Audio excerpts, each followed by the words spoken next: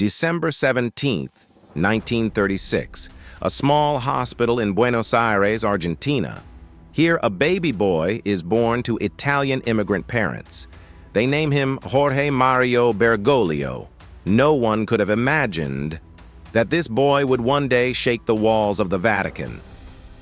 Growing up in the tough streets of Buenos Aires, Jorge was a simple boy, shy, smart, and deeply spiritual. But life tested him early. At the age of 21, he was struck by a deadly infection.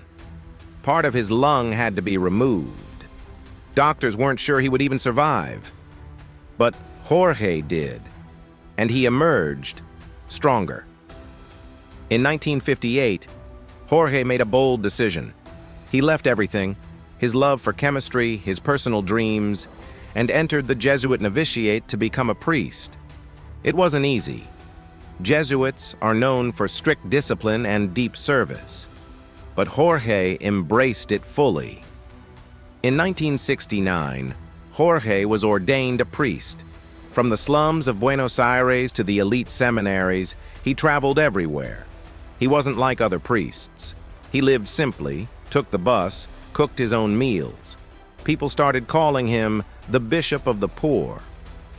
1973, he became provincial superior of the Jesuits in Argentina at just 36 years old. But these were dangerous times. Argentina was under a brutal dictatorship. Jorge had to secretly protect people from the military regime, risking his own life. Later, he would admit he wished he had done even more.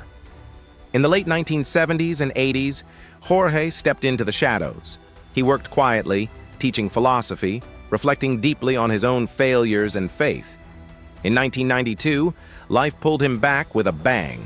He was made Auxiliary Bishop of Buenos Aires in 1992.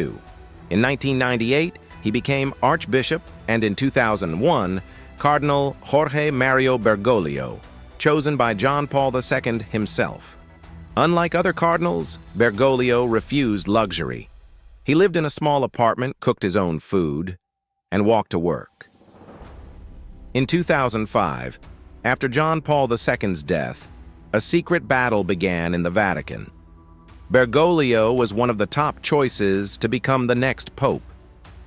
But he quietly stepped back, allowing Cardinal Ratzinger to become Pope Benedict XVI. Then came 2013, a year that would change everything. Pope Benedict XVI did the unthinkable. He resigned. For the first time in 600 years, the chair of St. Peter was vacant. In March 13, 2013, smoke rises from the Sistine Chapel. When the cardinals in the Vatican are voting for a new pope, they do so inside the Sistine Chapel. If a new pope has been chosen, the smoke that comes out of the chapel is white, signaling that a decision has been made. If no pope is chosen, the smoke is black. Now a new pope is chosen, and it's Jorge Mario Bergoglio. But wait, this time, something was different. For the first time ever, a pope took the name Francis, after St. Francis of Assisi, the champion of the poor. From day one, Pope Francis broke all traditions. No golden throne, no lavish palace. He chose a simple guest house to live. He spoke about mercy, climate change, corruption, refugees, LGBTQ rights, even criticized capitalism. 2015, Pope Francis told the world, "Save the earth before it's too late," through his famous letter Laudato Si.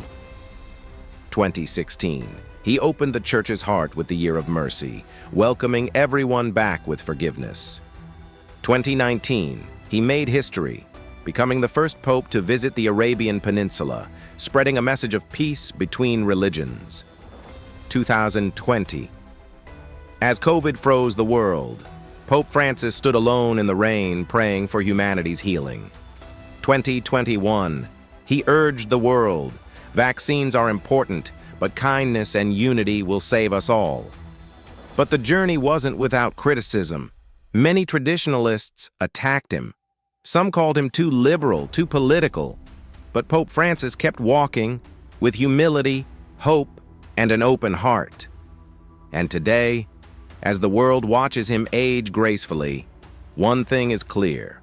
Jorge Mario Bergoglio, Pope Francis, isn't just a leader of 1.3 billion Catholics. He is a symbol of courage, simplicity, and compassion in a complicated world. What part of Pope Francis's extraordinary journey inspired you the most?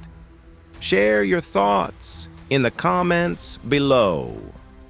On April 21st, 2025, Easter Monday, Pope Francis passed away peacefully in his humble room at Domus Sanctae Marthae inside the Vatican. He was 88 years old. A quiet cerebral stroke took him into a deep sleep, from which he never woke up. The world mourned. On April 26th, more than 200,000 people, leaders, believers, and dreamers, filled St. Peter's Square for his final farewell. But true to his lifelong simplicity, Pope Francis was not buried inside the grand Vatican tombs. Instead, as he had wished, he found his final resting place at the Basilica of Santa Maria Maggiore, among the people he loved. His last words whispered to his nurse were as humble as his life.